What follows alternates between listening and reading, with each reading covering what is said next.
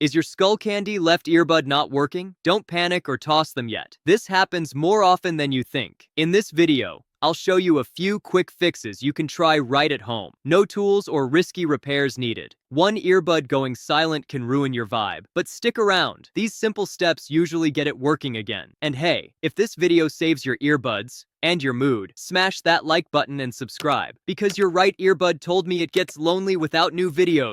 Let's start with a reset. Place both earbuds in the charging case. On your phone or laptop, go to Bluetooth settings and remove the earbuds from the pairing list. Turn off Bluetooth for now. Next, take out the right earbud from the case. Tap the center 4 times quickly until it powers off and put it back in. Do the same with the left earbud. Take it out, tap 4 times, then return it to the case. Now remove both earbuds together. They should automatically power on and start pairing with each other. You'll hear a beep followed by the voice prompt. Indie is now pairing, which means they're ready to connect. Turn Bluetooth back on, select Indie, and hopefully sound is now coming from both earbuds. If this worked for you, let me know in the comments. It helps other viewers know what solved the problem.